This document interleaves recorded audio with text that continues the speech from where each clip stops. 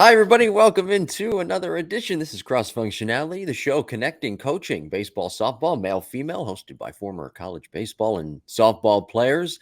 As we welcome you into another edition, a brand new episode 27, Getting Comfortable with Failure. We were very excited to talk about this topic last week, and here we are this week now. We've got a lot to get into, so let me bring in my friend, co-host, softball national champion at the University of Alabama, and of course, she is a current day renowned coach, and she is doing the episode today standing up like me, so we are mano-a-mano today. Cassie Reilly-Boccia.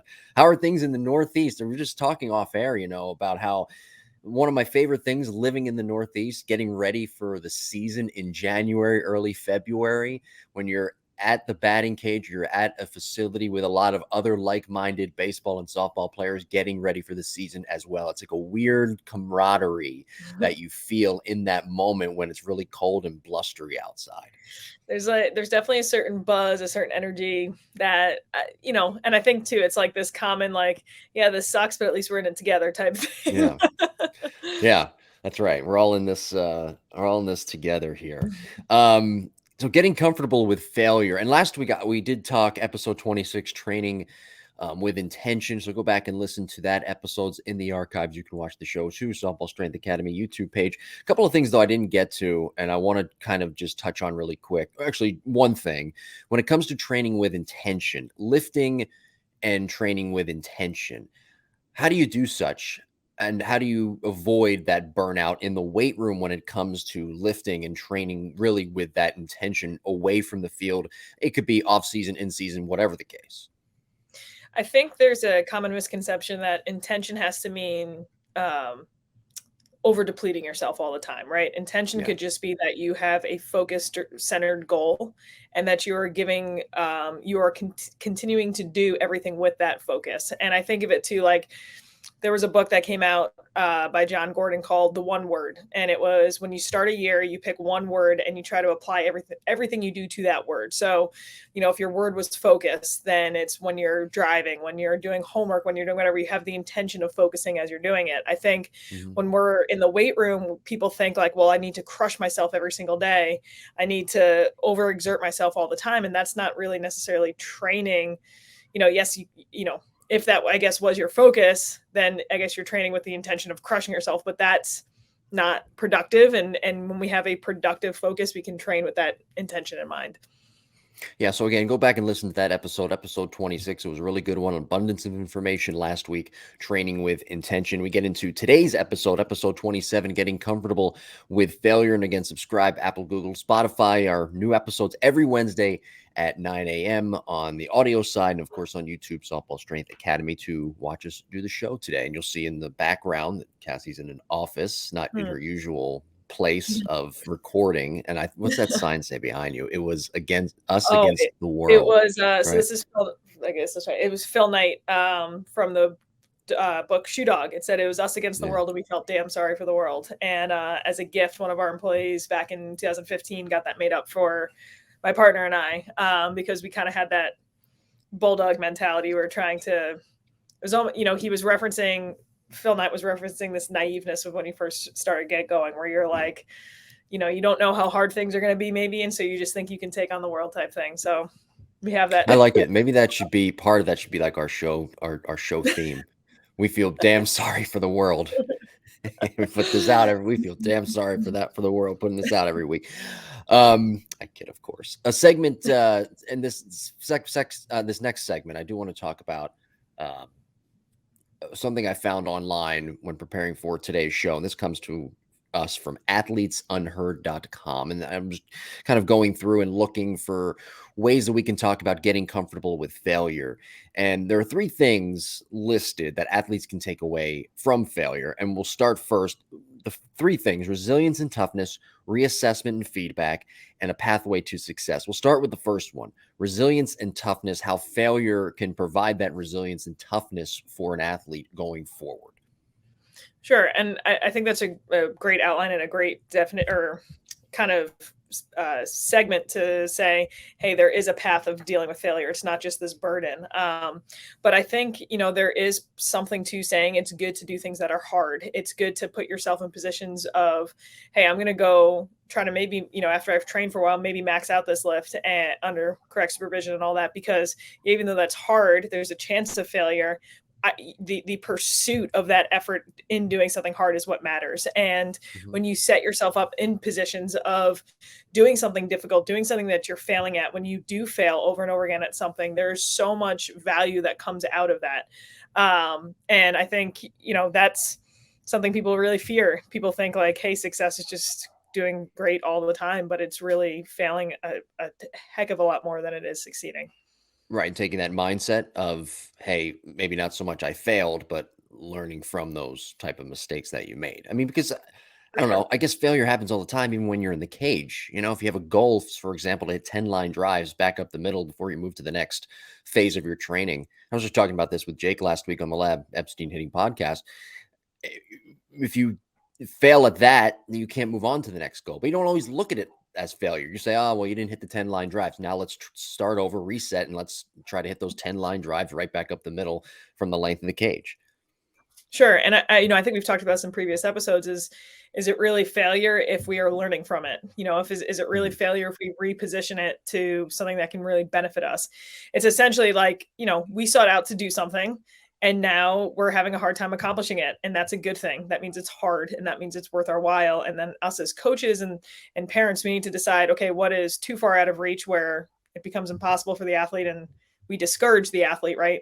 That learned failure that, becomes an issue, or where can we find the sweet spot of making something challenging and difficult and uncomfortable to achieve, but it's not so easy that they're achieving it all the time. Yeah. And talking about reassessment and feedback, as we're discussing today, episode 27, getting comfortable with failure. And when you're talking about discussing reassessment and feedback from failure, what's the proper approach? What's the way to go about that? And not so much demoralizing the athlete, but giving them good feedback that they can take away from and move to the next phase of their training, hitting, whatever. Sure. So I think of this in two ways. I think about first thing that comes to mind is a physical thing, right? We have an athlete who is falling forward in their swing, and we're going to do something called feed the error, make the failure seem really loud in their head. And so they're falling forward in their swing, and I'm going to put them on a wedge that sends them even faster downhill. And they're like, why are you doing this? I'm already falling forward. And my explanation is I'm going to make this failure really obvious to you. I'm going to make this perceived failure, right? I'm going to make this error really, really loud for you so that feedback that comes back to you is even more obvious. And now you can all of a sudden work on that reassessment to really correct what's going on. So there's this physical aspect to it. But then I think on this mental side, this mental aspect of it, it's okay, well, what is my response to failure? Is it a habit loop where I don't do well and I all of a sudden degrade myself, have negative self-talk, get down on myself, lose my confidence? Or do I break my habit, have a little bit more awareness of what's going on in my brain and start to create a different habit loop?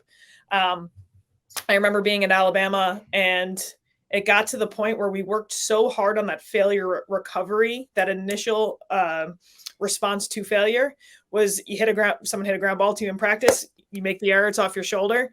And it was like, all of a sudden we got excited because this was an opportunity to practice your failure recovery. It was like, it was this completely repositioning our perception of failure. And it's like, okay, now's the time to practice it. But here, because how important is, everyone does well when they're succeeding, but those championship teams do well and all of a sudden where most people don't, where it's natural to not be at your best, Yeah, you hit your shoulder, your left shoulder, for those not watching and listening, Roger Dorn style. Major League. Did I tell you I watched Major League 2? I think it was last week. And I don't know if you've ever seen it, but I want to just say for the record to people listening that I think that is one of the biggest hunks of piece of shit movie I've ever seen in my life.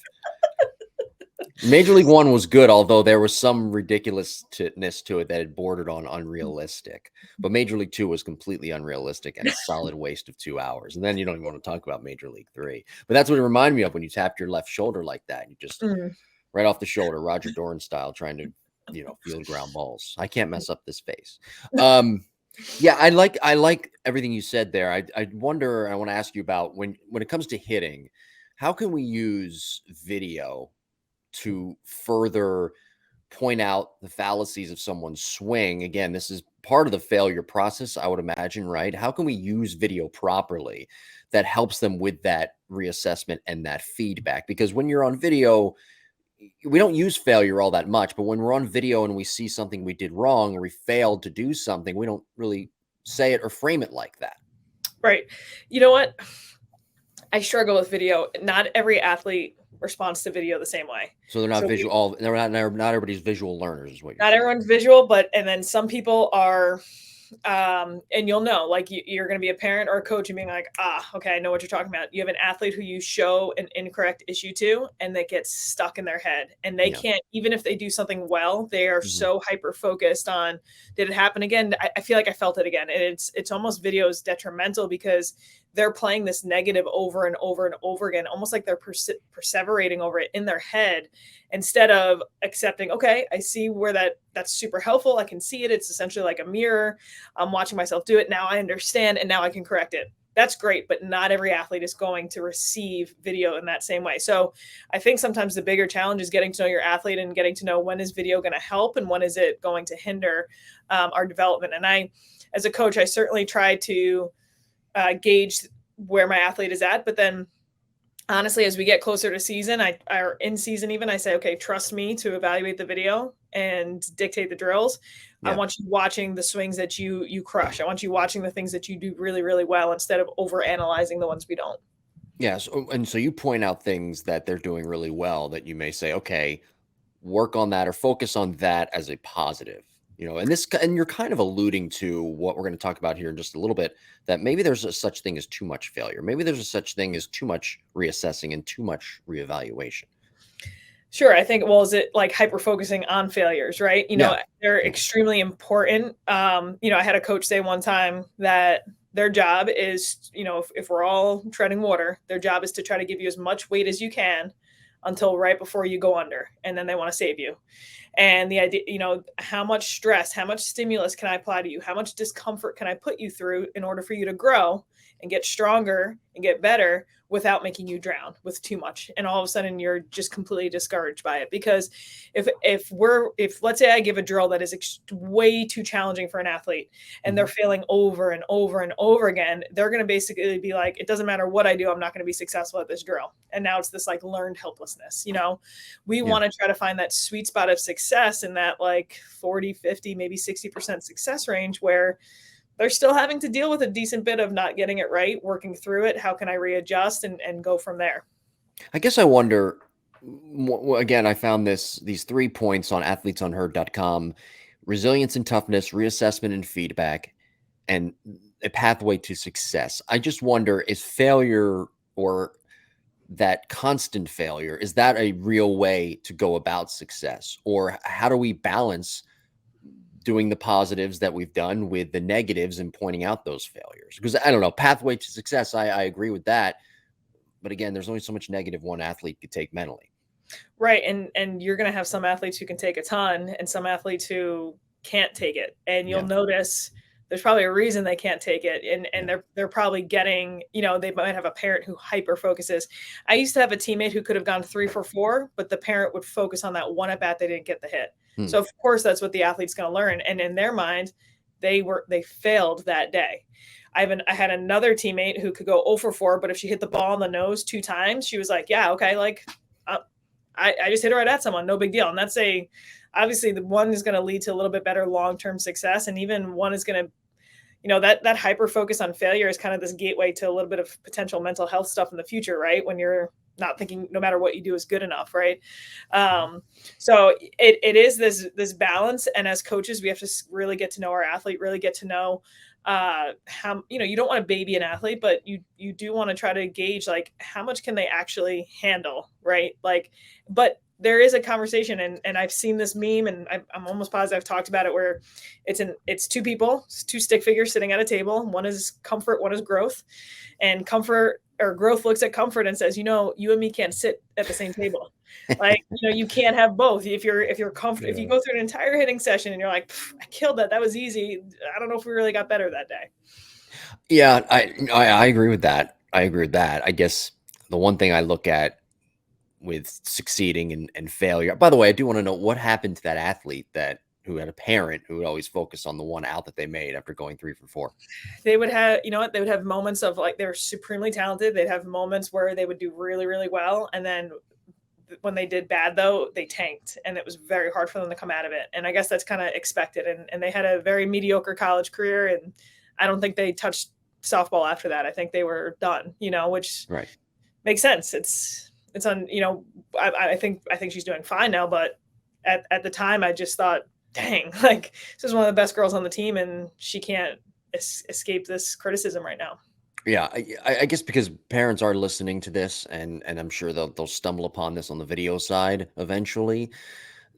Any parent really, of whether it's baseball or softball, I guess trying to balance out that, because again, you have the knowledge of coaching mentally, coaching physically, but a lot of parents don't. That's why they send their kids to someone like you or someone like your partner, someone that can teach them these things both physically and mentally. I just wonder how parents could learn from this, and how parents could understand, hey, there's a time to point out the failure, but then there's time also to be positive. And the time to be positive is when that player goes 3 for 4 and not 0 for 4, and point out the positives of that. The example you brought up of that player going 3 for 4.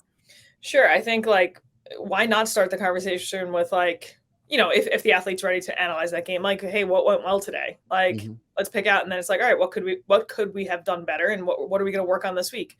I think those are really positive questions to ask, or even positive questions to journal about, because there's always something to work on. Granted, you could go 4 for 4 and get jammed 4 times and have it barely go over into the outfield. Sure, you're 4 for 4. That's great. But there's probably a lot we need to work on if we're getting jammed 4 times in a game, Oh, sure. So yeah, I think those are more positive questions to ask. They're more process oriented and process based instead of result oriented. But I think, and we've talked about this again before, is before even diving into the game, it's how'd you feel? Did you have fun? How's everything else going? Like, let me address you as my daughter as a person first, and then we'll talk about the athlete side. Yeah. That's a great point. Follow us on social media at Jim Terra and at Coach_CassieRB on Instagram, at Coach CassieRB on Twitter. And you could email us to jimbopodcast21@gmail.com if you do have any questions. And that brings me to my next point, episode 27, talking about getting comfortable with failure. Is there such thing as too much failure? Is there such thing as, you know what, we're focusing way too much on the failure part and that growth part? It's like, I don't know if you've ever heard this, but people who like to write lists and have that OCD of constantly writing lists, they're over and over again writing lists, but they're not getting anything done. It's the same. I'm not saying it's the same thing as failure, but when you constantly point out the failure and trying to get the athlete to succeed, you're not actually getting them to succeed. You're giving them a negative mindset and putting them in the wrong frame of mind. Yeah. I've heard this awful thing from a coach one time who was pretty hypercritical. He's like, well, if you kick a dog long enough, the dog thinks you're petting it. And I just think that's like such a horror. Oh my gosh, that's, and whether, we definitely have generational differences, right? Like the way our society was 30, 40 years ago, 20 years ago, was completely different than now. So yes, there is a completely different way generationally than you need to coach athletes. And typically athletes today and young people today do not respond the same way to criticism as they did forever ago. And whether that's a social media thing for comparison or whatever that is. So there's all this research that comes out where, hey, hyper-focusing on the negative, hyper-focusing on the failure is not positive anymore. How can we continue to get into a growth mindset, where growth mindset being, we've equipped the athlete with tools in order to handle failure. We have equipped the athlete with tools in order to progress themselves. And now they have a failure, and it's this newfound confidence, not this false confidence where they just don't think they're ever going to fail. It's this confidence in knowing they're going to fail and that they can still handle it. And I think that is where we want to get to. It does us no good pointing out the wrong. I mean, anybody on social media can go look at someone's swing and be like, well, they're doing this. That doesn't make you a great coach. That makes you really good at an I Spy game, right? Like, what's the difference between these two? So for us as coaches, we need to really working, really pushing an athlete and working through failures one day is going to be very different for an athlete another day. And, for parents of females, and for coaches of females, when that girl is on her period, she's not going to be able to handle failure the same way as she is in 2 weeks. It just isn't the case. Some people are going to be completely affected, mood, emotionally, whatever that may be. And people can say like, oh, no big deal. It's a big deal for some athletes where they're just like, they're not in a good place hormonally. They're not in a good place physically. And all of a sudden you have a coach pointing out failure after failure, challenging them like crazy. And they're just not up for that at that time. Yeah, I think that you mentioned the hormonal issues with women. I shouldn't say issues. I apologize, but you get my gist. But there's also the social media aspect to it as well, where everybody compares themselves. Adults do it, and this wasn't around when you and I played. And we're not all that old, but everybody does it now. Everybody compares themselves outside of sports to other people on social media, what they're doing on, especially Instagram. Instagram has turned into what Facebook used to be, which was like awful. Everybody compare, and it's horrible for athletes in all sports because all they do is compare each other to the next person, and they compare this swing or they point out this swing over and over again. And it has the potential to create a very negative and toxic atmosphere. And that's where I think coaches have to sort of, and you would know better than me, but sort of have to tell their athletes to kind of try and turn off the Instagram, turn off the social media, stop the comparing and focus on your goals and what you need to do, because you get nowhere when you're being compared or you're comparing yourself to somebody else. Sure. That's the thief of joy, right? Like, yeah, because you could have, right. So think about what's too much failure. You could go into a session, have a phenomenal session, the appropriate amount of failure, learn these failure recovery tools, whatever. But your perception is that someone else is not failing like you are. And that, in order to be the best, I have to be way more consistent. I need to hit, all of these balls as a line drive, whatever it may be. And now, no matter how good of a session you just had, you're never going to be happy with it, right? You're going to view it as a failure. So how positive is that? Yeah, it is. I've mentioned I do not envy the social media craze that my athletes have to deal with. But I do think athletes are starting to become a little bit more aware of what's healthy and unhealthy social media habits. I think people in general are. And I had an athlete one day say, you know what, I'm just shutting it down for a little bit. I need to, I just found myself nonstop going to it. And she's like, I just need to shut it down. So yeah, I mean, sometimes we just need a little social media cleanse, I guess, just to back up a little bit. Well, if you're not on the social media cleanse, again, you can follow us at Jim Tara and at Coach_CassieRB on Instagram, at Coach CassieRB on Twitter. Yeah, it's really a shame what athletes have to go through when it comes to comparison. Again, you mentioned the thief of joy, and high schoolers now having to see their classmates or people that they may compete against at other schools getting these recruiting trips, and I don't know whatever. Again, I'm not in that age bracket anymore. I don't know what teenagers and what young adults 18 to 22 say are posting on Instagram, when it comes to athletics, but it does affect your training because you're comparing, and that's in your mind, and you're not focusing on yourself and that singularity focus of trying to get better. Sure, it takes away from your intent. It takes away from just your ability to just be like, okay, this is exactly where I am right now. This is exactly where I'm supposed to be. I'm doing everything I can to get one day better today. And that's it. Instead, we're thinking, well, I should be here. And when all of a sudden that, where I currently am and where I think I should be gets further and further away, we just fill the middle with anxiety and doubt. And, it just, even, especially when people get hurt. I have athletes who get hurt who are scrolling through and being like, oh, all these people are getting weeks ahead of me. And instead, the obstacle is the way. Where you currently are is exactly where you should be. There's all these other things you could be working on that they are missing out on. They don't even get a chance to miss the game, right? You get to miss the game when you're hurt. You get to rehab certain things. You get to work on the mental game. Anyway, I wish every athlete one catastrophic failure at least, because it becomes your greatest superpower. That bulletproof confidence afterwards is just insane. So I think it turns into this positive. You just got to wait for it to come around. Okay. So what is that one? What's an example of the one catastrophic failure that an athlete can really grow from? well, I can give from personal example. I Mhm. left my town team, went to go play for a national team, and was so outmatched at first base. I mean, I couldn't even catch balls; were just hitting me right in the chest, left and right, Roger as a Dorn first style. baseman. Yeah. Yeah, oh, yeah. And then I think I sat the bench that entire season, and then it finally clicked like 9 months later. And then even in college, I think there was like an O for something slump that it just forces you to like sit back. One, you're appreciating the times you are doing well. It's forcing you to work on certain things, and then when it does finally click, you're like, damn, this, I needed this. And after that, after you come out of something like that, you're like, all right, this is not so bad. I already rocked this that one time. I got everything else now. Yeah, that's right. That's right.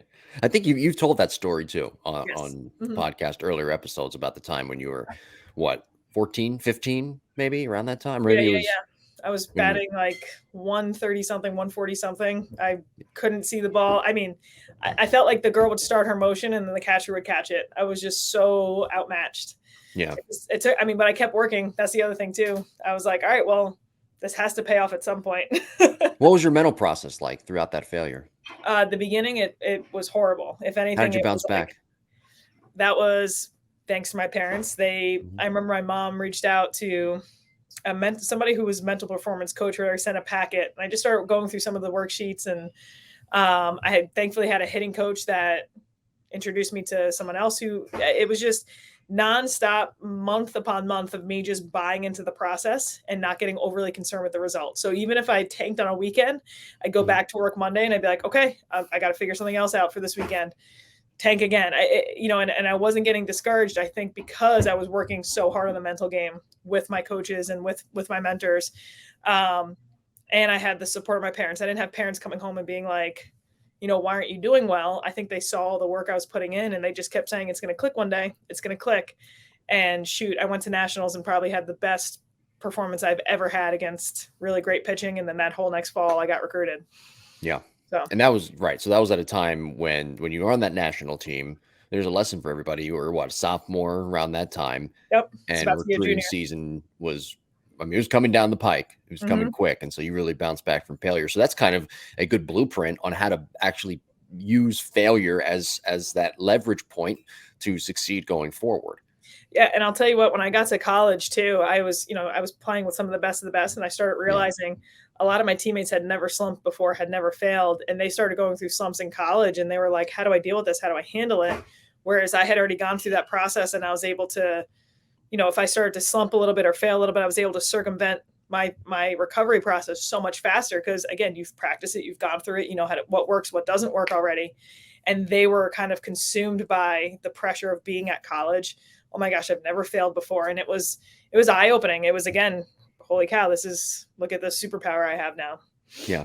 So as we wrap up today's episode, I do want to ask just kind of a broad question for athletes, the evolution through failure. How do they go about that evolution properly to get to the other side of success? Sure.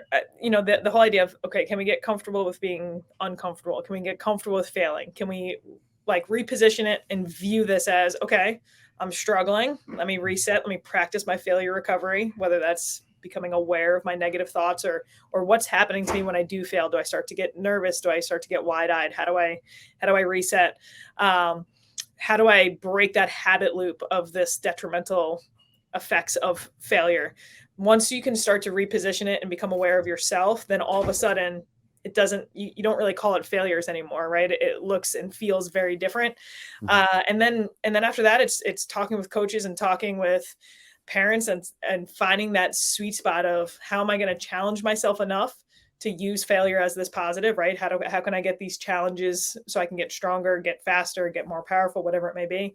And then you have that blueprint. And I'll tell you what, after you overcome a failure, even if it's a small one in a cage during a session, I would write a letter to yourself, your future self that's going to fail. Hey, this Yeah. is what worked. This is what does not work. And this is what you're going to do next time. Yeah, I love that. I love the fact that you used to write letters and that you bring that up as something that could be pretty imperative to your training. Hey, let's write a letter to your future self, and your future self reads that. I would do that, but I would feel kind of like, I don't know, I'm not an athlete anymore. Maybe I never was, but I would feel like, hey, here's your failure today. look back on it 5 years from now, but like, who cares? Because I mean, being an athlete, writing down your failures and for your future self to see, that's what's the most important thing in your life. But anyway, episode 27, getting comfortable with failure. Next week, good stuff this week. A lot of February, a lot of March into March, but a lot of February, we're going to be discussing a lot more hitting as we get closer to the college baseball, college softball season, and of course the Major League Baseball season. And next week we are unveiling, I think we've touched on it before on a previous episode, but we're unveiling your pyramid of hitting, and we're going to really go through that. Psyched. And I can see the smile and the gleam in your eye that you are very excited to talk about that next week. Yep. I am too, because we had my 4 pillars of hitting, but now we're going to put it into pyramid form, and Cassie's going to unveil her very smart and very detailed pyramid. And again, we're going to talk about it. It's not going to be made available though online. I don't think it is, right? I want to make sure. So no, I mean, shoot, my entire drill library is based off of that. And so I have an entire beginning section where I explain how this drill library operates. And if you look at the pyramid and you're like, hey, I need to work on this part of mechanics, there you can basically go right to that and find those mechanical progressions right there. So yeah, so it is online, but it's vital. But this is vital information. And there might be some things that parents don't understand. You would have to purchase something to get that information. This is free.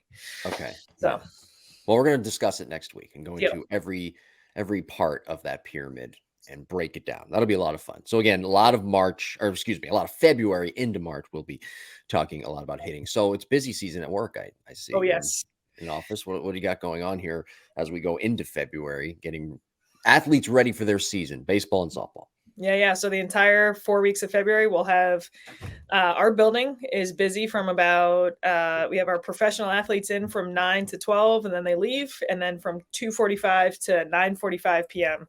we have our athletes in the building 7 days a week now. So Saturday is just winding down. The building open around 7.